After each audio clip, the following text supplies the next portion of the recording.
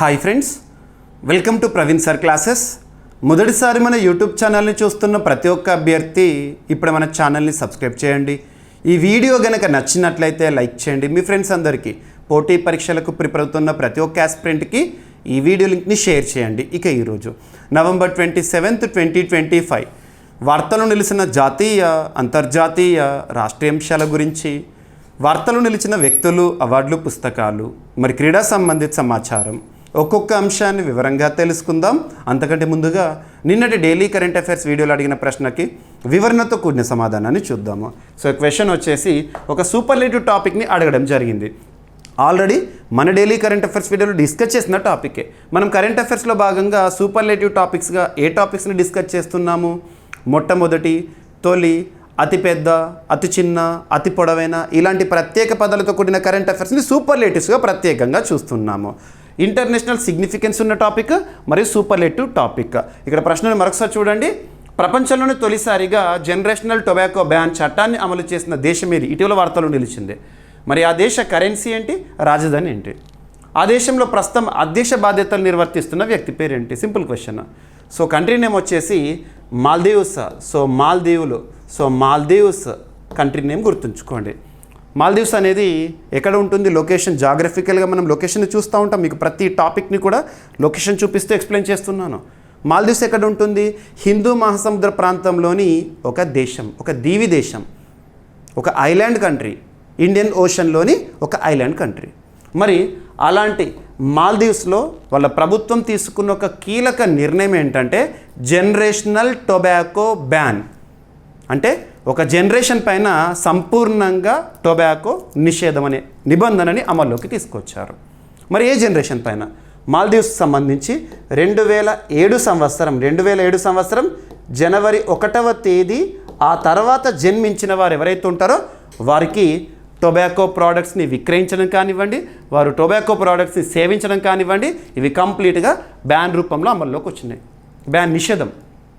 మరి కేవలం మాల్దీవ్స్కి చెందిన పౌరులకు మాత్రమే వర్తిస్తుందా ఈ నిబంధన అంటే కాదు, పర్యాటకులకు కూడా వర్తిస్తుందంట. పర్యాటకులు అంటున్నాను. మాల్దీవ్స్ యొక్క ప్రత్యేకత ఏంటి?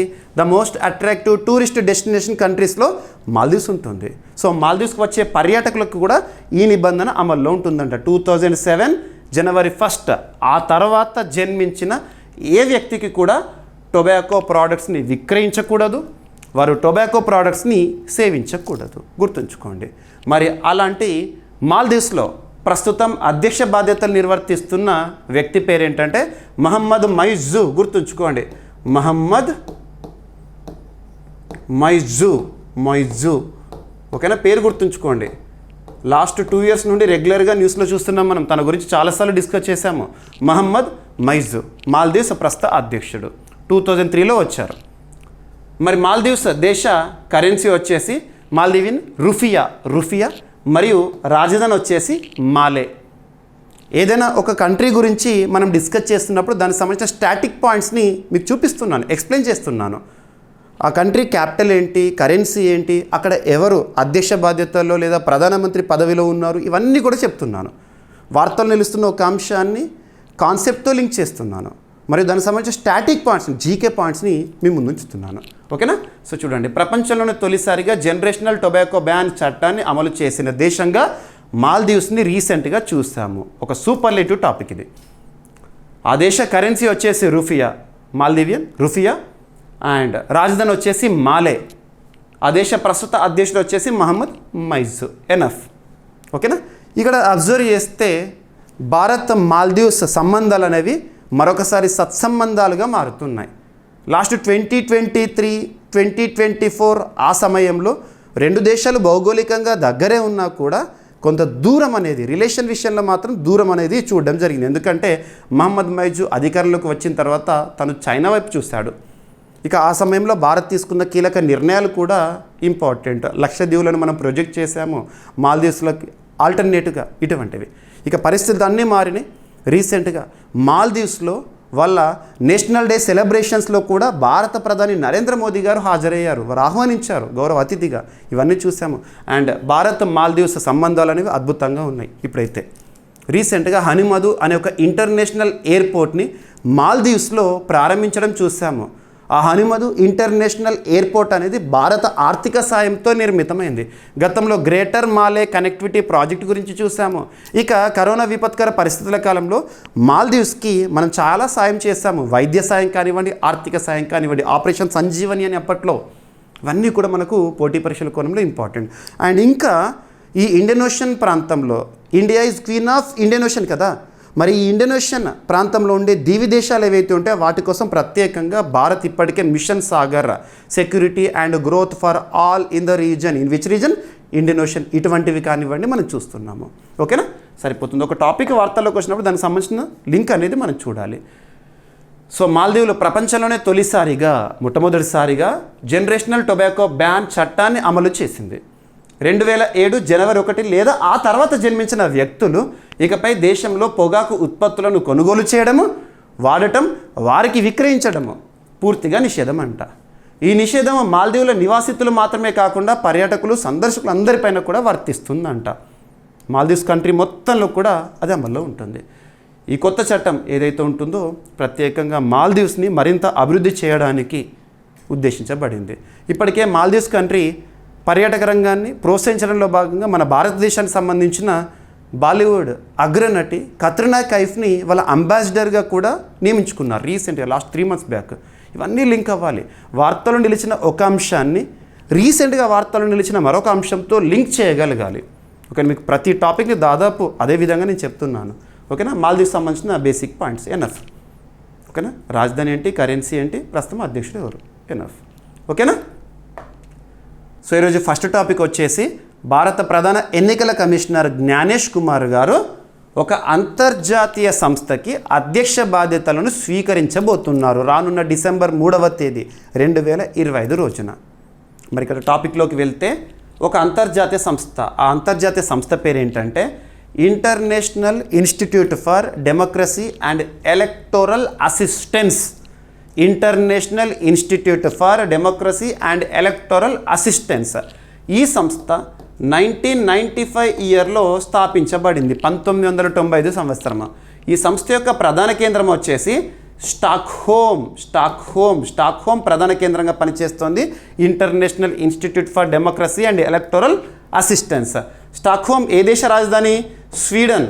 సో స్వీడన్ దేశ రాజధాని స్టాక్హోమ్ కేంద్రంగా పనిచేస్తున్న ఈ అంతర్జాతీయ సంస్థకు మన భారత ప్రధాన ఎన్నికల కమిషనర్ అయిన జ్ఞానేష్ కుమార్ గారు అధ్యక్ష బాధ్యతలను డిసెంబర్ 3, 2025 రోజున స్వీకరించున్నారు. గుర్తుంచుకోండి. ఓకేనా. ఇక్కడ ఎగ్జామినేషన్ పాయింట్ ఆఫ్ వ్యూలో అడగవచ్చు. ఈరోజు మీరు అన్ని వార్తాపత్రికల్లో కూడా అబ్జర్వ్ చేసి ఉంటారు, జ్ఞానేష్ కుమార్ గారు ఒక కీలక బాధ్యతలను స్వీకరించబోతున్నారని పేపర్స్లో రాశారు. కానీ న్యూస్ పేపర్లో కనిపించేది న్యూస్ మాత్రమే. దానికి సంబంధించిన బేసిక్స్ చూడాలి, కాన్సెప్ట్ చూడాలి. International Institute for Democracy and Electoral assistance అనే సంస్థకి సంబంధించిన బేసిక్ పాయింట్స్ మీకు చెప్పాను. స్వీడన్ దేశ కరెన్సీ వచ్చేసి స్వీడిష్ క్రోనార్. మీరు నోబెల్ పురస్కారాలకు సంబంధించి మనం డిస్కస్ చేసినప్పుడు ప్రత్యేకంగా క్రోనార్ కరెన్సీ గురించి కూడా చెప్పాను. ఓకేనా. ఇక దేశంలోనే అత్యున్నత చట్టం మన రాజ్యాంగంలో 15వ భాగం ఆర్టికల్ 324 నుండి 329 వరకు ఉంటాం. ఆర్టికల్ 324 నుండి 329 వరకు భారతదేశంలో ఎన్నికల నిర్వహణ సంబంధిత అంశాలను రాజ్యాంగం మనకు తెలియజేస్తుంది. అందులో ఆర్టికల్ 324 ఏం చెప్తుంది? ఎలక్షన్ కమిషన్ ఆఫ్ ఇండియా గురించి చెప్తుంది. కేంద్ర ఎన్నికల సంఘం ఒక రాజ్యాంగబద్ధ సంస్థగా పనిచేస్తుంది. ప్రస్తుతం 1+2 బాడీగా పనిచేస్తుంది. అంటే ఒక సిఈసి, చీఫ్ ఎలక్షన్ కమిషనర్, మరియు 2 ఎలక్షన్ కమిషనర్స్ ఉంటారు. ప్రస్తుతం సిఈసిగా ఉన్న జ్ఞానేష్ కుమార్ గారు అంతర్జాతీయ స్థాయిలో ఒక అధ్యక్ష బాధ్యతలను నిర్వర్తించబోతున్నారు. అది టాపిక్ ఎనఫ్. ఇక్కడ చూస్తే భారత ప్రధాన ఎన్నికల కమిషనర్ జ్ఞానేష్ కుమార్ గారు అంతర్జాతీయ ప్రజాస్వామ్యం ఎన్నికల సహాయ సంస్థ international Institute for Democracy and Electoral assistance ఆ సంస్థకి అధ్యక్ష బాధ్యతలను స్వీకరించబోతున్నారు. 2026 సంవత్సరంలో జరిగే కౌన్సిల్ సమావేశాలకు ఆయన అధ్యక్షత వహించనున్నట్లు భారత ఎన్నికల సంఘం చెప్పింది. డిసెంబర్ 3, 2025 రోజున స్వీడన్లోని స్టాక్హోమ్లో జరగనున్న IIDA అంటే international Institute for Democracy and Electoral assistance సభ్య దేశాల సమావేశంలో ఆయన అధికారికంగా అధ్యక్ష పదవిని చేపట్టబోతున్నారు. ఈ అంతర్జాతీయ సంస్థకి దాదాపు ఎన్ని దేశాలు సభ్యత్వాన్ని కలిగి ఉన్నాయంటే 30 దేశాలు సభ్యత్వాన్ని కలిగి ఉన్నాయి. అండ్ కీలకమైన అమెరికా, జపాన్ లాంటి దేశాలు అబ్జర్వర్ కంట్రీస్గా బాధ్యతలు నిర్వర్తిస్తున్నాయి. ఎనఫ్. ఓకేనా? బేసిక్ పాయింట్స్ అన్నీ కూడా మీకు మళ్ళీ స్క్రిప్ట్ రూపంలో ఇచ్చాను. International Institute for Democracy and Electoral assistance 1995 ఇయర్లో స్థాపించబడింది. సో ప్రధాన కేంద్రం ఎక్కడ? మరియు భారత ఎన్నికల సంఘం సంబంధించి 1950 జనవరి 25 రోజున కేంద్ర ఎన్నికల సంఘం అనేది ఏర్పాటైంది. స్థాపన రాజ్యాంగం అమల్లోకి వచ్చే ఒక రోజు ముందు అమల్లోకి వచ్చిన రాజ్యాంగబద్ధ సంస్థ. ఓకేనా? సో స్వీడన్ సంబంధించిన బేసిక్ పాయింట్స్. స్వీడన్లో ప్రస్తుతం ప్రధానమంత్రిగా ఉల్ఫ్ క్రిస్టర్సన్ గారు విధులు నిర్వర్తిస్తున్నారు. సో ప్రతి పాయింట్ మీకు నేను చెప్తున్నాను. రైట్? ఎనఫ్. మరి ఈ సంస్థ IIDEA లక్ష్యం ఏంటంటే ప్రపంచవ్యాప్తంగా ప్రజాస్వామ్య సంస్థలు, ఎన్నికల వ్యవస్థలు, పాలన విధానాల బలోపేతం కోసం పనిచేస్తున్న ఒక అంతర్జాతీయ సంస్థ. ఓకేనా? ఎనఫ్. ఇక సెకండ్ టాపిక్ ఈరోజు యునెస్కోకి సంబంధించి. UNESCO United Nations Educational, Scientific, Cultural Organisation. ఐక్యరాజ్య సమితికి అనుబంధంగా పనిచేస్తున్న సంస్థ యునెస్కో. ప్యారిస్, ఫ్రాన్స్ కేంద్రంగా పనిచేస్తోంది. 1945 నవంబర్ 16 రోజున స్థాపన జరిగింది. ఇటీవల యునెస్కోకి సంబంధించి మనం చాలా టాపిక్స్ని డిస్కస్ చేశాము. యునెస్కోకి సంబంధించి వరల్డ్ హెరిటేజ్ సైట్స్ గురించి చూసాము, టెంటేటివ్ లిస్ట్ గురించి చూసాము, UNESCO creative cities network list గురించి చూసాము, UNESCO intangible cultural heritage list గురించి చూసాము, UNESCO world memory of register గురించి చూసాము, UNESCO man and biosphere programme గురించి చూసాము. ఇవన్నీ కూడా యునెస్కోకి సంబంధించి రీసెంట్గా మనం డిస్కస్ చేసిన టాపిక్సే. ప్రతి టాపిక్ ఇంపార్టెంట్ యునెస్కోకి సంబంధించి. మరి అలాంటి యునెస్కోకి ఇటీవల నూతన అధ్యక్షుడిగా ఎవరు వచ్చారని చెప్పాను? ఈజిప్ట్ దేశానికి చెందిన ఖాలిద్ ఎల్ ఎనానీ గారు ఎన్నికయ్యారని చెప్పాను. అంతర్జాతీయ సంస్థలకు సంబంధించి కీలక బాధ్యతలు అంటే చీఫ్గా ఉండే వ్యక్తులు ఎవరైతే ఉంటారో వాళ్ళ పేర్లు, వాళ్ళ కన్సర్న్డ్ కంట్రీ ఏదైతే ఉంటుందో ఏ దేశస్తులో ఖచ్చితంగా చూడాలి. ఉదాహరణకి ఆంటోనియో గ్యుటెరస్, తను ఏ దేశం అంటే పోర్చుగల్. అండ్ టెడ్రస్ అదనం, తనే దేశం అన్నారు అనుకోండి, మనం అబ్జర్వ్ చేస్తే ఇథియోపియా. క్రిస్టీ కోవెంట్రీ IOCకి సంబంధించి తనే దేశం అంటే జింబాబ్వే. ఖచ్చితంగా చూడాలి. నేను ఏ పాయింట్స్ అయితే చెప్తున్నానో ఆ పాయింట్స్ పైన ప్రత్యేక శ్రద్ధను చూపండి. ఓకేనా?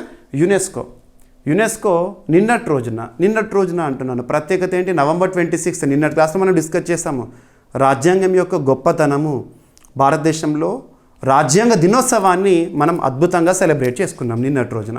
నవంబర్ 26, 2025 ఎన్నవ రాజ్యాంగ దినోత్సవం మనం చూసాము. అబ్జర్వ్ చేస్తే 76వ రాజ్యాంగ దినోత్సవం. రాజ్యాంగ దినోత్సవాన్ని అఫీషియల్గా సెలబ్రేట్ చేసుకోవడం అనేది 2015 నుండి రావడం జరిగింది. ఇవన్నీ కూడా బేసిక్ పాయింట్స్ ఇండియన్ క్లాస్లో చూసాము. మరి అంతటి రాజ్యాంగ దినోత్సవం రోజున భారతదేశంలో రాజ్యాంగ నిర్మాతగా పేరొందిన డాక్టర్ బిఆర్ అంబేద్కర్ గారి జ్ఞాపకార్థం ప్రత్యేకంగా యునెస్కో ఒక గౌరవాన్ని ఇచ్చింది. యునెస్కోలో బిఆర్ అంబేద్కర్ గారికి సంబంధించిన ఒక విగ్రహ ఆవిష్కరణ నిన్నటి రోజున. ఓకేనా? సో యునెస్కో ప్రధాన కార్యాలయం అంటే ప్యారిస్, ఫ్రాన్స్ దేశంలో. డాక్టర్ బాబాసాహెబ్ అంబేద్కర్ గారి విగ్రహ ఆవిష్కరణ అనేది జరిగింది. ఇక్కడ వరకు ఉంటుంది అంటే బస్ట్, స్టాచ్యూ కాదు, బస్ట్. ఓకేనా? సో ఫ్రాన్స్ రాజధాని ప్యారిస్లోని యునెస్కో ప్రధాన కార్యాలయం వద్ద డాక్టర్ బాబాసాహెబ్ అంబేద్కర్ విగ్రహాన్ని ఘనంగా ఆవిష్కరించారు. ఈ కార్యక్రమంలో UNESCO director general Khalid El Enany అలాగే 50 దేశాల ప్రతినిధులు పాల్గొన్నారంట. భారత రాజ్యాంగ దినోత్సవం అంటే నవంబర్ 26 నిన్నటి రోజున ఈ విగ్రహ ఆవిష్కరణ జరగడం ప్రత్యేక గౌరవ కారణమని భారత ప్రధాని నరేంద్ర మోదీ గారు ఎక్స్లో చెప్పారు. భారత రాజ్యాంగ నిర్మాత డాక్టర్ బిఆర్ అంబేద్కర్ గారు రాజ్యాంగ పరిషత్లో కాన్స్టిట్యూయెంట్ అసెంబ్లీలో డ్రాఫ్టింగ్ కమిటీ హెడ్ తను. ఓకేనా? సరిపోతుంది. ఇక యునెస్కోకి సంబంధించిన కొన్ని బేసిక్ పాయింట్స్. స్థాపన 1945 నవంబర్ 16. ఓకేనా? ప్రధాన కార్యాలయం ప్యారిస్, ఫ్రాన్స్. ప్రస్తుత డైరెక్టర్ జనరల్ ఖాలిద్ ఎల్ ఎనానీ. తనకంటే మొన్నటి వరకు కూడా ఎవరు విధులు నిర్వర్తించారు? ఆండ్రూ అజోలే. తను ఫ్రాన్స్ దేశానికి చెందినవారు. ఓకేనా? ఇక డాక్టర్ బిఆర్ అంబేద్కర్ గారు 1891లో జన్మించారు, 1956లో మరణించారు. ఓకేనా? సరిపోతుంది. రైట్? సో ఫ్రాన్స్కి సంబంధించి రాజధాని ప్యారిస్, కరెన్సీ యూరో. ప్రస్తుతం అధ్యక్షుడు ఎమాన్యుయల్ మెక్రాన్. ఫ్రాన్స్లో ఇటీవల ప్రధానమంత్రి పదవి తరచూ వార్తల్లోకి వచ్చింది. రాజీనామా చేయడం, మళ్ళీ తిరిగి పునర్నియామకం అని చెప్పేసి ఇటువంటివి. సెబాస్టియన్ లోకోర్ను గారు ప్రస్తుతం ఫ్రాన్స్కి ప్రధానమంత్రిగా ఉన్నారు. రైట్? ఎనఫ్. ఇక నెక్స్ట్ రీసెంట్గా నవంబర్ 25 రోజున మనం ఒక ప్రత్యేక దినోత్సవం గురించి మన డైలీ కరెంట్ అఫైర్స్ వీడియోలో డిస్కస్ చేసాము. డేస్ థీమ్స్, వీక్స్ థీమ్స్, వాటికి ఇంపార్టెన్స్ ఇవ్వండి. పోటీ పరీక్షలు అడుగుతారు. రీసెంట్గా November 25 రోజున ప్రపంచవ్యాప్తంగా మనం ఏ దినోత్సవాన్ని జరుపుకోవడం జరిగింది? International day for the elimination of violence against women. మహిళల పైన హింస నిర్మూలన దినోత్సవంగా జరుపుకున్నాం. ఈ సంవత్సరం ఇచ్చిన థీమ్ గురించి కూడా మీకు ఆల్రెడీ చెప్పాను. థీమ్ వచ్చేసి unite to end digital violence against all women and girls అని చెప్పేసి థీమ్స్ని ఎప్పుడైనా కూడా ఏ లాంగ్వేజ్లో ఉంటే అదే లాంగ్వేజ్లో గుర్తుపెట్టుకోండి. ఎట్టి పరిస్థితుల్లోనూ ట్రాన్స్లేషన్ చేయకండి. మరి ఇంతటి ప్రత్యేకమైన దినోత్సవం రోజున ప్రపంచవ్యాప్తంగా మహిళలపై జరుగుతున్న హింస పట్ల అవగాహన కల్పించారు. ఇంత దారుణంగా జరుగుతున్న హింస అని చెప్పేసి అందులో భాగంగా ఒక ప్రత్యేక నివేదిక అనేది విడుదలైంది. ఐక్యరాజ్య సమితి వారు విడుదల చేశారు. ఆ నివేదికలోని గణాంకాలు ఏంటో పోటీ పరీక్షల కోణంలో చూస్తే చాలు. రిపోర్ట్ మొత్తం చదవండి అని నేను చెప్పట్లేదు. పోటీ పరీక్షల కోణంలో ఆ రిపోర్ట్లో ఏ పాయింట్స్ అయితే ఇంపార్టెంటో ఆ పాయింట్స్ని మీకు చెప్తున్నాను, చూడండి సరిపోతుంది.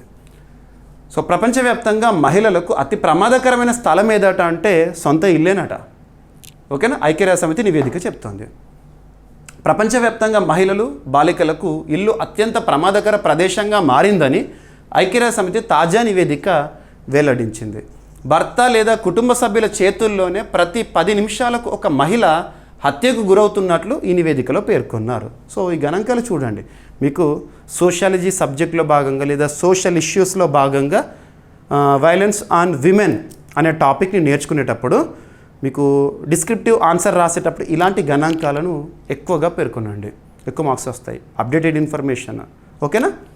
గత ఏడాదిలో ప్రపంచవ్యాప్తంగా 83,000 మంది మహిళలు మరియు బాలికలు హత్యకు గురయ్యారంట. గత ఏడాదిలో వీరిలో 60% మంది వారి జీవిత భాగస్వాములు లేదా కుటుంబ సభ్యుల వల్లే మరణించిండ్రంట. రోజుకు సగటున 137 మంది మహిళలు ఇంట్లోనే భాగస్వామి లేదా బంధువుల చేతిలో హత్యకు గురవుతున్నారంట. సో ఇంతటి దారుణమైన గణాంకాలు మనం అబ్జర్వ్ చేస్తున్నాము. ఓకేనా? ఈ నివేదికను ఐక్యరాజ్య సమితికి చెందిన UNODC, United nations office on drugs and crimes, ఈ సంస్థ, ఈ అంతర్జాతీయ సంస్థ ప్రధాన కేంద్రం వచ్చేసి ఆస్ట్రియా దేశంలోని వియన్నా. గుర్తుంచుకోండి. వారు ఈ రిపోర్ట్ని రిలీజ్ చేశారు. ఓకేనా? ఎవరి సహకారంతో రిలీజ్ చేశారంటే UN విమెన్ అనే సంస్థ, అమెరికా కేంద్రం పనిచేస్తున్న UN విమెన్ సంస్థ సహకారంతో. పురుషుల హత్యల విషయంలో భాగస్వాములు కుటుంబ సభ్యుల పాత్ర కేవలం 11% మాత్రమే ఉండగా మహిళల విషయంలో ప్రమాదం ఎంతో ఎక్కువగా ఉందని నివేదిక స్పష్టం చేసింది.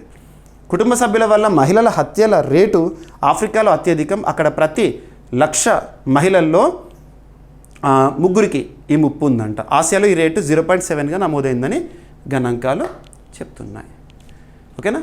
ఇక United nations office on drugs and crime, ఈ సంస్థ స్థాపన 1997. ప్రధాన కార్యాలయం వచ్చేసి వియన్నా, ఆస్ట్రియా. ప్రస్తుతం ఆ సంస్థకి ఎగ్జిక్యూటివ్ డైరెక్టర్గా గాడి వాలీ గారు విధులు నిర్వర్తిస్తున్నారు. కొన్ని అంతర్జాతీయ సంస్థలకు సంబంధించి ఆ సంస్థల అధిపతులు, చీఫ్ ఎవరైతే ఉంటారో వాళ్ళని ఖచ్చితంగా గుర్తుపెట్టుకోండి. UN విమెన్ అనే సంస్థ 2010 ఇయర్లో స్థాపన. ప్రధాన కార్యాలయం వచ్చేసి మనకు న్యూఢిల్లీ కాదు, న్యూయార్క్. చాలామంది అనుకుంటారు UN విమెన్కి సంబంధించి మన భారతదేశంలో ఉంది. అది UN విమెన్కి సంబంధించిన ఏమంటాం సహకారంగా పనిచేస్తున్న బాడీ, కానీ ప్రధాన కేంద్రం వచ్చేసి మాత్రం న్యూయార్క్. ఓకేనా? ఎగ్జిక్యూటివ్ డైరెక్టర్ ప్రస్తుతం ఎవరు విధులు నిర్వర్తిస్తున్నారంటే సీమా బహౌస్ గారు UN విమెన్కి. ఐక్యరాజ్య సమితి 1945 అక్టోబర్ 24న ఏర్పాటైంది. ప్రధాన కార్యాలయం న్యూయార్క్. ప్రస్తుత సెక్రటరీ జనరల్ ఆంటోనియో గుటెరస్. ఇక తన పదవీ కాలం కూడా ముగియబోతోంది జస్ట్ విదిన్ 1 మంత్లో. ఈసారి మనం రానున్న రోజుల్లో ఈ సెంటెన్స్ గుర్తుంచుకోండి, ఐక్యరాజ్య సమితికి సెక్రటరీ జనరల్గా మహిళ ఉండే అవకాశాలు ఉన్నాయి. ఓకేనా? ఆఫ్రికా ఖండానికి సంబంధించి ఇవన్నీ కూడా బేసిక్ పాయింట్స్ ఇచ్చాను. ఇక తరచూ వార్తలు నిలుస్తున్న విపత్తులకు సంబంధించి కానీ వివాదాలకు సంబంధించి కానీ ఎగ్జామినేషన్ పాయింట్ ఆఫ్ వ్యూలో ఎక్కువగా ఫోకస్ చేస్తున్నారు. ఎగ్జామినర్ క్వశ్చన్ రూపంలో అడుగుతున్నారు. ఇటీవల చాలా సైక్లోన్స్ గురించి చూసాము. తుఫాన్లు అంటాం తెలుగులో. తుఫాన్లను అవి సంభవించే ప్రాంతం ఆధారంగా ఒక్కొక్క పేరుతో పిలుస్తారు. మన ఇండియన్ ఓషన్ ప్రాంతం ఉందనుకోండి, హిందూ మహాసముద్ర ప్రాంతంలో ముఖ్యంగా అరేబియన్ సీ కానివ్వండి, బే ఆఫ్ బెంగాల్, ఈ ప్రాంతాల్లో సంభవించే వాటిని సైక్లోన్స్ అంటాము. తుఫాన్లను సైక్లోన్స్ అని ఏ ప్రాంతంలో పిలుస్తారు, ఎక్కడ సంభవించే వాటిని. మరి వెస్టర్న్ పసిఫిక్ ప్రాంతము ముఖ్యంగా చైనా కానివ్వండి, ఆ చుట్టుపక్కల పరిసర ప్రాంతాల్లో సంభవించే తుఫాన్లను టైఫూన్స్ అంటాము. టైఫూన్. మరియు eastern Pacific and Atlantic ocean ప్రాంతాల్లో సంభవించే వాటి ముఖ్యంగా అమెరికా కానివ్వండి, మెక్సికో కానివ్వండి, ఆ ప్రాంతాల్లో సంభవించే తుఫాన్లను హరికేన్స్ అంటాము. ఇక ఆస్ట్రేలియా, న్యూజిలాండ్ ఆ ప్రాంతాల్లో సంభవించే, పరిసర ప్రాంతాల్లో సంభవించే తుఫాన్లను విల్లీస్ అంటాము, గుర్తుంచుకోండి. ఓకేనా. ఇక రీసెంట్గా మలేషియా సమీపంలో ఒక తుఫాను బీభత్సంగా మారింది. ప్రమాదకర హెచ్చరికలను జారీ చేసింది మలేషియా ప్రభుత్వము. ఆ తుఫానును దృష్టిలో ఉంచుకొని, ఆ తుఫాను పేరేంటంటే సెనియార్. ఇటీవల సెనియార్ అనే పదం న్యూస్లో ఉంది. దేనికి సంబంధించింది అంటే తుఫానుకి సంబంధించి. ఏ దేశంపై ప్రభావంతో న్యూస్లోకి వచ్చిందంటే మలేషియా. మరి తుఫాన్లకు నామకరణం గురించి కూడా తరచు మనం డిస్కస్ చేస్తాం. 13 దేశాలు, ఒక్కొక్క దేశం 13 పేర్లను సూచించాలని చెప్పేసి 13x13 169 అని చెప్పేసి ప్రత్యేకంగా మనం చూసాము. భారతదేశం సూచించిన పేర్ల గురించి కూడా లాస్ట్ టైం మీకు చెప్పాను. మరి ఈ సెన్యార్ అనే పేరును ఏ దేశం నామకరణం చేసిందంటే United Arab Emirates, UAE, United Arab Emirates నామకరణం చేసింది. సెన్యార్ అంటే దట్ మీన్స్ లయన్, సింహం అన్నట్టు. ఓకేనా. సింహం దేనికి చిహ్నం? స్ట్రెంగ్త్, రెసిలియన్స్కి చిహ్నం. మలేషియా పరిసర ప్రాంతాల్లో ఏర్పడిన తీవ్ర వాయుగుండం తుఫాన్గా మారింది. ఈ తుఫాన్ ప్రస్తుతం మలక్కా జలసంధి, స్టేట్ ఆఫ్ మలక్కా, ఆ ప్రాంతం వైపు కదులుతున్నట్లు రీసెంట్గా చెప్పడం జరిగింది. ఈ పేరును ఎవరు నామకరణం చేశారంటే UAE, యునైటెడ్ అరబ్ ఎమిరేట్స్. ఓకేనా, సరిపోతుంది. మలేషియా. ఇక మలేషియాకి సంబంధించి కొన్ని బేసిక్ పాయింట్ చూడండి. మలేషియా రాజధాని వచ్చేసేసి కౌలాలంపూర్. రీసెంట్గా మలేషియా గురించి మనం ఎప్పుడు డిస్కస్ చేసాము? లాస్ట్ ఒక 15-20 డేస్ బ్యాక్ 47th 47వ ఏషియన్ శిఖరాగ్ర సదస్సు, association for south east Asian nations, Asian శిఖరాగ్ర సదస్సు ఎక్కడ జరిగింది? మలేషియాలోని కౌలాలంపూర్ వేదికగా జరిగింది. నెక్స్ట్ ఇయర్ ఫిలిప్పీన్స్లో జరగబోతుంది. అది కూడా చెప్పాను అఫీషియల్ షెడ్యూల్లో. ఓకేనా. ఇక కరెన్సీ వచ్చేసి మలేషియన్ రింగేట్. మలేషియాలో ప్రస్తుతం అధ్యక్షుడిగా అన్వర్ బిన్ ఇబ్రహీం గారు విధులు నిర్వర్తిస్తున్నారు. ఎనఫ్. UAE రాజధాని వచ్చేసి అబుదాబి, కరెన్సీ వచ్చేసేసి UAE దిర్హం. Enough. State of Malacca అంటే జలసంధి, అంటే 2 జల ప్రాంతాలను కలిపి ఒక చిన్న వారధి అన్నట్టు. మలేషియా మరియు ఇండోనేషియా మధ్య ఉన్న కీలక అంతర్జాతీయ నౌకా మార్గం, అది ప్రపంచంలో అత్యంత రద్దీగా ఉండే సముద్ర మార్గాల్లో ఒకటి. ఓకేనా. తుఫాన్ల పేర్లను ప్రపంచ వాతావరణ సంస్థ మార్గదర్శకాల్లో ప్రాంతీయ దేశాలు కలిసి నిర్ణయిస్తాయి. ఇక హిందూ మహాసముద్ర ప్రాంతంలో తుఫాన్ల నామకరణ బాధ్యతలను బంగాళాఖాతం, అరేబియా సముద్ర ప్రాంత దేశాలు పంచుకుంటాయి. ఉన్న దేశాలు ఏంటి? Bharat, Bangladesh, Sri Lanka, Maldives, Myanmar, Oman, Pak, Qatar, Saudi Arabia, UAE, Yemen వంటి దేశాలు ఈ జాబితాలో ఉన్నాయి. 13 దేశాల పేర్లు. ఇక నెక్స్ట్ టాపిక్ వచ్చేసి ADB, Asian development bank, Asia అభివృద్ధి బ్యాంక్ అంటాం. ఇటీవల కాలంలో ఏషియన్ డెవలప్మెంట్ బ్యాంక్ రుణ సౌకర్యం కానివ్వండి, వరల్డ్ బ్యాంక్ రుణ సౌకర్యం కానివ్వండి, అంతర్జాతీయ స్థాయిలో ఏదైనా ఒక రుణ సౌకర్యం వార్తల్లోకి వచ్చింది మన భారతదేశంలో అభివృద్ధి కార్యక్రమాల కోసం అంటే ఎవరు రుణాన్ని మంజూరు చేశారు, ఎంత రుణాన్ని మంజూరు చేశారు, ఎందుకోసం ఆ రుణం. ఎనఫ్. అభివృద్ధి కార్యక్రమాల్లో భాగంగా ఫస్ట్ ADBకి సంబంధించిన రుణం న్యూస్లో ఉంది. ఏషియన్ డెవలప్మెంట్ బ్యాంక్, ADB ప్రధాన కేంద్రం వచ్చేసేసి మనీలా, ఫిలిప్పీన్స్, మాండలియాంగ్ అంటాము. ఫిలిప్పీన్స్ కేంద్రంగా పనిచేస్తుంది. ADBలో ప్రస్తుతము ఎన్ని సభ్య దేశాలు ఉన్నాయంటే 69 సభ్య దేశాలు. 68+1 అని గుర్తుంచుకోండి. లాస్ట్ ఇయర్ 2024 ఇయర్ ఎండ్లో నూతన సభ్య దేశంగా ఇజ్రాయెల్ చేరింది. ADBలో ఇజ్రాయెల్ నాన్ రీజనల్ మెంబర్గా చేరింది, గుర్తుంచుకోండి.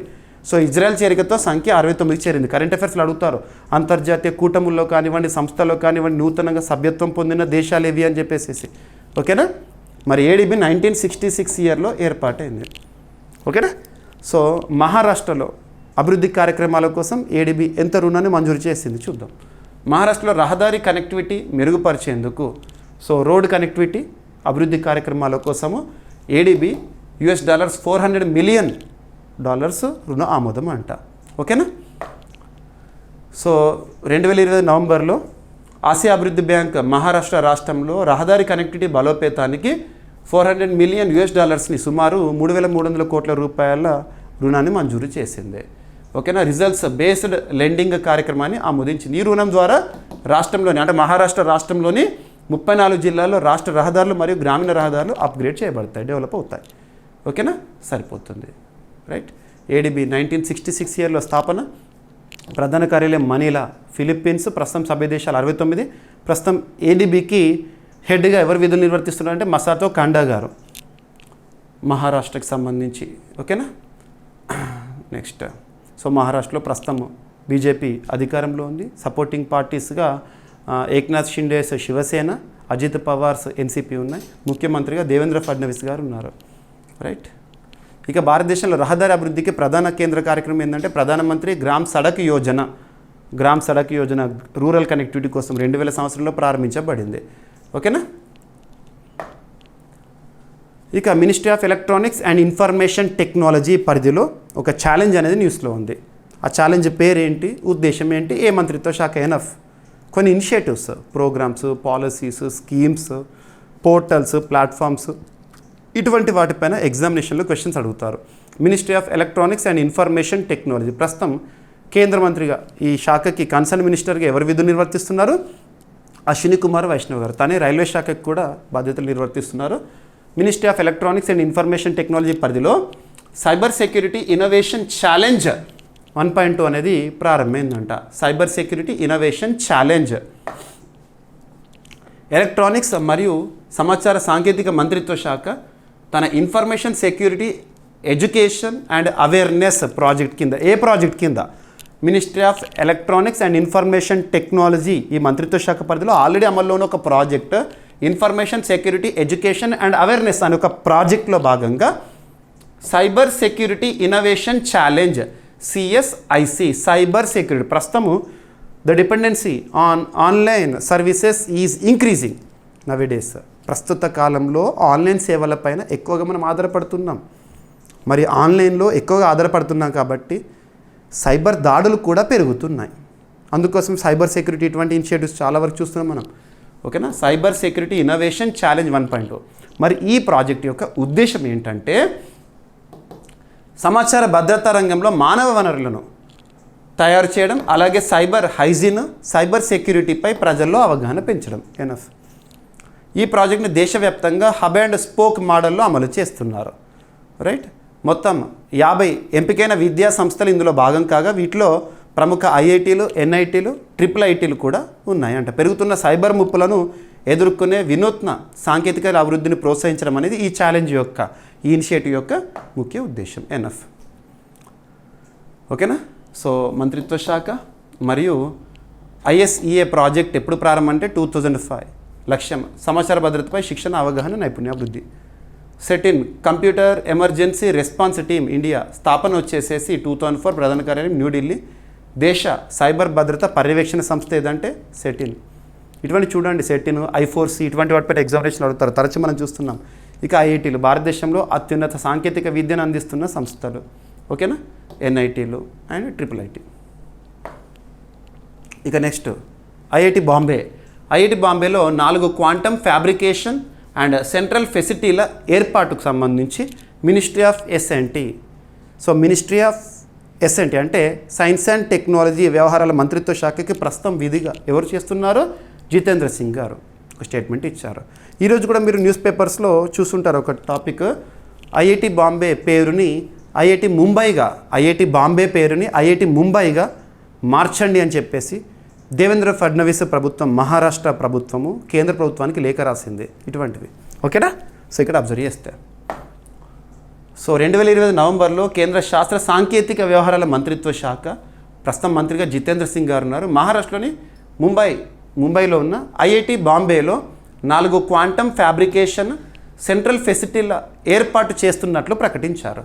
ఈ ఫెసిలిటీలు నేషనల్ క్వాంటమ్ మిషన్ కింద దాదాపు 720 కోట్ల రూపాయల మొత్తం పెట్టుబడితో స్థాపించబడుతున్నాయంట.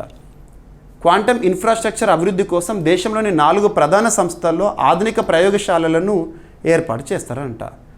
IIT Bombay Maharashtra, IISc Bengaluru Karnataka, IIT Delhi, IIT Kanpur. గుర్తుంచుకోండి. ఓకేనా.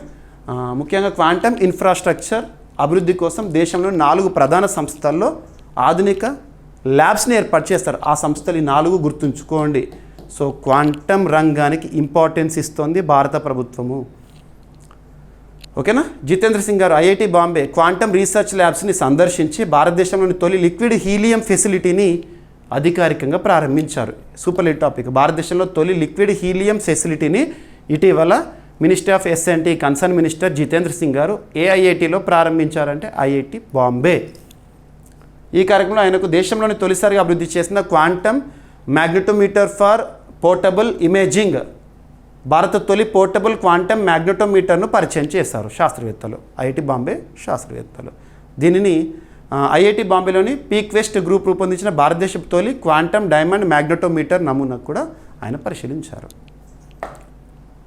రైట్, సరిపోతుంది. నేషనల్ క్వాంటమ్ మిషన్ ఏ సంవత్సరంలో ప్రారంభింది? కొన్ని మిషన్స్ గురించి ఎగ్జామినేషన్లో అడుగుతారు. 2023 లక్ష్యం quantum computing, communication, sensing, materials అభివృద్ధి కోసము. రైట్. ఇక ఛత్తీస్గఢ్ అంటేనే చాలా వరకు నక్సల్ ప్రభావిత ప్రాంతాలు మనం అబ్జర్వ్ చేస్తూ ఉంటాం. నక్సల్ ప్రభావిత ప్రాంతాలు, అందులోనూ బస్తర్ ప్రాంతం ఇటువంటివి. అక్కడ కొంత PVTGs, particularly vulnerable tribal groups కూడా కనబడతూ ఉంటాయి. అందులోనూ ఒక పీవీటీజీ ఇటీవల ఆ యువత చాలా యాక్టివ్గా న్యూస్లో ఉన్నారు. సో బస్తర్ ప్రాంతం అంటే ఇక్కడ బస్తర్ ప్రాంతం, ఛత్తీస్గఢ్లో ప్రస్తుతం బీజేపీ అధికారంలో ఉంది. విష్ణుదేవ్ సాయి గారు ముఖ్యమంత్రిగా ఉన్నారు, రమణ్ డేకా గారు గవర్నర్గా ఉన్నారు. బస్తర్ ప్రాంతంలో అబుజుమాడియా యువత మరియు పెరుగుతున్న భాగస్వామ్యం. బస్తర్ ప్రాంతంలో జరిగే బస్తర్ ఒలింపిక్స్ ఎక్కడ అంటే ఛత్తీస్గఢ్. అటువంటి కార్యక్రమాల్లో అబుజుమాడియా యువత పాల్గొనడం ఇటీవల గణనీయంగా పెరుగుతోంది. యూత్ పార్టిసిపేషన్ పెరుగుతోంది. అబుజుమాడియా సముదాయం ప్రిమిటివ్ వల్నరేబుల్ ట్రైబల్ గ్రూప్ గుర్తించబడిన తెగ. వీరు ప్రధానంగా నారాయణపూర్, దంతేవాడ, అలాగే బీజాపూర్, అబుజుమాడ్ ప్రాంతాల్లో నివసిస్తున్నారు. సరిపోతుంది. వాళ్ళ ప్రధాన భాష వచ్చేసి అబుజుమాడియా గోండి. ఓకేనా. సో ఛత్తీస్గఢ్ రాష్ట్రంలో అబుజుమాడియా ట్రైబల్ ప్రత్యేకత ఏంటి? PVTG, particularly vulnerable tribal group. భారతదేశంలో ప్రస్తుతం పీవీటీజీస్ 75 ఉన్నాయి. 1970s నుండి వాటి గురించి చూస్తున్నాము. అంటే గిరిజనుల్లోనే, ట్రైబ్స్లోనే అత్యంత వెనుకబడినది పీవీటీజీ. ట్రైబ్ అనే డెఫినేషన్ రాజ్యాంగంలో ఆర్టికల్ 366 క్లాస్ 2(5)లో మనం చూస్తాము. ట్రైబ్ డెఫినేషన్ ఒక సమూహాన్ని, ఒక సమాజాన్ని ట్రైబ్గా ప్రకటించాలి అధికారికంగా. అంటే ఎవరికి అధికారం అంటే రాష్ట్రపతి గారికి. ఆర్టికల్ 348లో భాగంగా గవర్నర్ సిఫార్సుల మేరకు ఇవన్నీ కూడా ప్రాసెస్. ఓకేనా. రైట్. బస్తర్ ఛత్తీస్గఢ్లోని సాంస్కృతిక గిరిజన సంపదకు కేంద్రము. ఇక రేర్ ఎర్త్ పర్మనెంట్ మ్యాగ్నెట్స్ విషయంలో భారత ప్రభుత్వము ఒక ప్రోత్సాహక పథకానికి ఆమోదాన్ని తెలిపింది. రేర్ ఎర్త్ మ్యాగ్నెట్స్, అరుదైన ఎర్త్ అయస్కాంతాలు అంటాం సింపుల్గా. సో ఇక్కడ ఒక స్కీమ్ పేరు గుర్తుంచుకోండి. స్కీమ్, కొత్త పథకం. స్కీమ్ టు ప్రమోట్ అంటే ప్రోత్సాహం ఇవ్వడము. మ్యానుఫ్యాక్చరింగ్ అంటే తయారీ. దేని మ్యానుఫ్యాక్చర్ చేయాలంటే sintered rare earth permanent magnets. Rare earth permanent magnets తయారీని ప్రోత్సహించడానికి భారత ప్రభుత్వం ఈ స్కీమ్కి ఆమోదం తెలిపింది. దాదాపు 7,000 కోట్ల రూపాయలకు పైగా ఈ స్కీమ్ కోసము ప్రత్యేకంగా వ్యయం చేయనున్నారు. ఓకేనా. దీనికి సంబంధించి ministry of Electronics and Information technology concern మినిస్టర్గా ఉన్న అశ్విని కుమార్ వైష్ణవ్ గారు రీసెంట్గా స్టేట్మెంట్ ఇచ్చారు. సో చూడండి. సో కేంద్ర మంత్రిమండలి క్యాబినెట్ మీటింగ్ ఎవరి అధ్యక్షతన జరుగుతుంది? ప్రధానమంత్రి గారి అధ్యక్షతన. సింటర్డ్ రేర్ ఎర్త్ పర్మనెంట్ మ్యాగ్నెట్ల తయారీని ప్రోత్సహించే కొత్త పథకాన్ని ఆమోదించింది. ఆ పథకం పేరు scheme to promote manufacturing of sintered rare earth permanent magnets. ఓకేనా. ఈ పథకం కోసం మొత్తం 7,280 కోట్ల రూపాయలు వెచ్చించబోతోంది కేంద్ర ప్రభుత్వం. దేశంలోనే తొలిసారిగా సంవత్సరానికి 6,000 మెట్రిక్ టన్నుల సమగ్ర రేర్ ఎర్త్ పర్మనెంట్ మ్యాగ్నెట్స్ తయారీ సామర్థ్యాన్ని ఏర్పాటు చేయడం అనేది ఈ పథకం యొక్క ప్రధాన లక్ష్యం. ఈ 3 సెంటెన్సెస్ చూడండి, ఎనఫ్. 3 లైన్స్ చూడండి, ఎనఫ్ ఈ టాపిక్ సంబంధించి. ఆ స్కీమ్ పేరు గుర్తుంచుకోండి. ఏ మంత్రిత్వ శాఖ పరిధిలో అంటే ministry of Electronics and Information Technology పరిధిలో. న్యూఢిల్లీలో మీడియాతో మాట్లాడుతూ సమాచార ప్రసార మంత్రివర్గ సభ్యుడు అశ్విని కుమార్ వైష్ణవ్ గారు రేర్ ఎర్త్ పర్మనెంట్ మ్యాగ్నెట్ ప్రపంచంలో అత్యంత శక్తివంతమైన మ్యాగ్నెట్లలో ఒకటని, ఇవి ఎలక్ట్రిక్ వాహనాలు, పునర్వినియోగ శక్తి, ఎలక్ట్రానిక్స్, ఏరోస్పేస్, రక్షణ రంగాలకు అత్యంత కీలకమని పేర్కొన్నారు. ఈ పథకం కింద రేర్ ఎర్త్ ఆక్సైడ్లను మెటల్స్ను అల్లాయిలను చివరకు ఫినిష్డ్ రేర్ ఎర్త్ పర్మనెంట్ మ్యాగ్నెట్లుగా మార్చే సమగ్ర తయారీ యూనిట్లను ఏర్పాటు చేస్తారు. ఎలక్ట్రిక్ వెహికల్స్, రెన్యూవబుల్ ఎనర్జీ, పరిశ్రమలు, కన్జ్యూమర్ ఎలక్ట్రానిక్స్ వంటి రంగాల్లో పెరుగుతున్న డిమాండ్ కారణంగా దేశంలో రేర్ ఎర్త్ పర్మనెంట్ మ్యాగ్నెట్ల వినియోగం 2030 నాటికి రెట్టింపు కానుంది.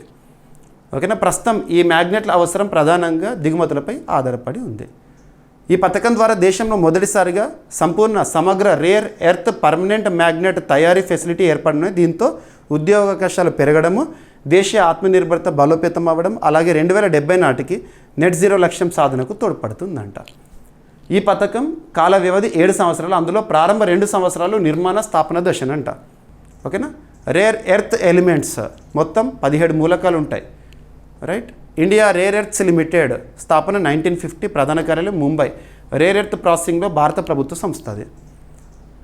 ఎనఫ్. నెక్స్ట్ టాపిక్ వచ్చేసి వ్యవసాయ రంగానికి సంబంధించి కొన్ని కీలక గణాంకాలు.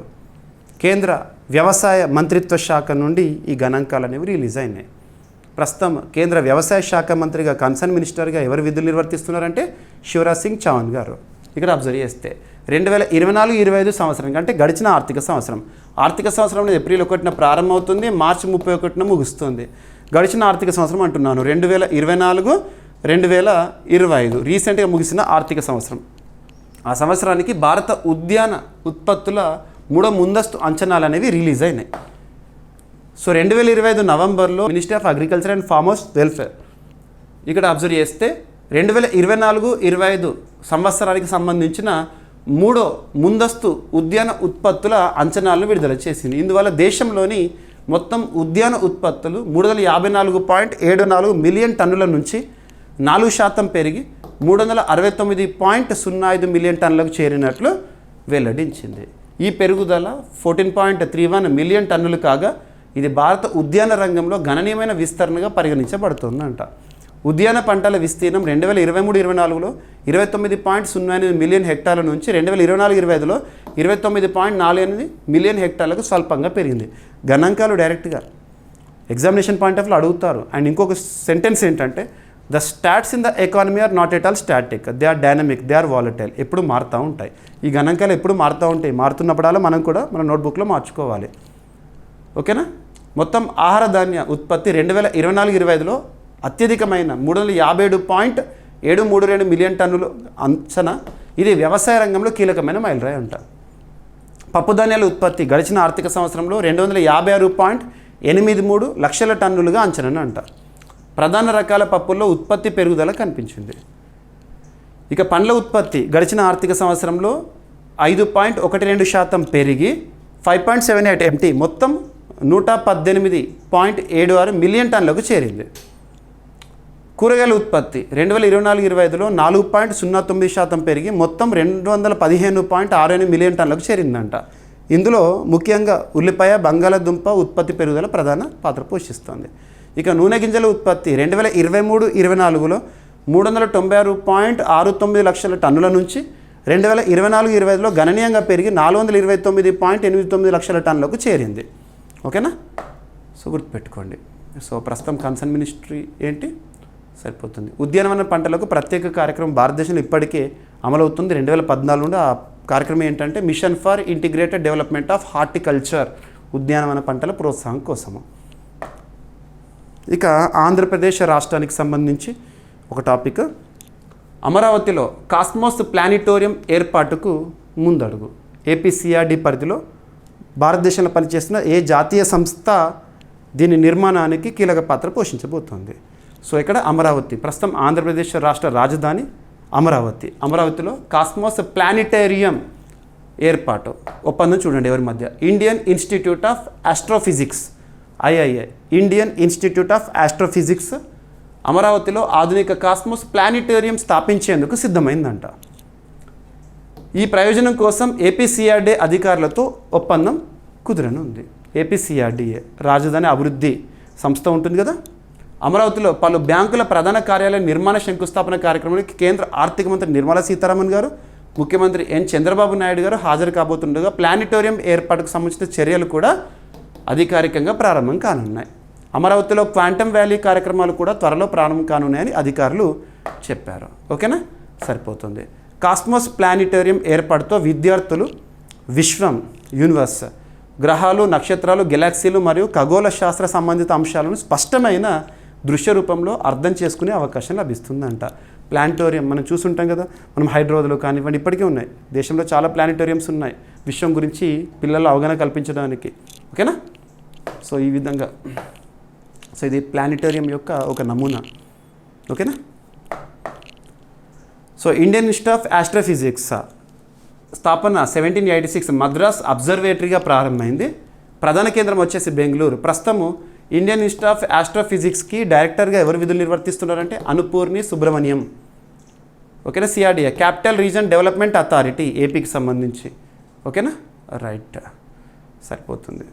ప్రపంచంలో తొలి ప్లానిటేరియం జర్మనీలో 1920లో నిర్మించబడిందంట.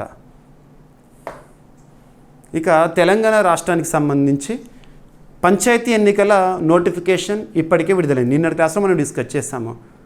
73rd కాన్స్టిట్యూషనల్ అమెండ్మెంట్ పంచాయతీలకు సంబంధించింది. 1992లో 73rd కాన్స్టిట్యూషనల్ అమెండ్మెంట్ అనేది చూడడం జరిగింది. అమల్లోకి వచ్చింది 1993 ఏప్రిల్ 24th. అందుకే ఏప్రిల్ 24th పంచాయతీరాజ్ దివస్గా మనం జరుపుకుంటాం. 74th అమెండ్మెంట్ మున్సిపాలిటీలకు సంబంధించింది. 73rd అమెండ్మెంట్ ఏమో పంచాయతీలకు సంబంధించింది. 73rd అమెండ్మెంట్ రాజ్యాంగానికి కొత్త షెడ్యూల్ని జోడించింది, 11వ షెడ్యూల్. అందులో ఎన్ని అధికారాలు? 29 అధికారాలు.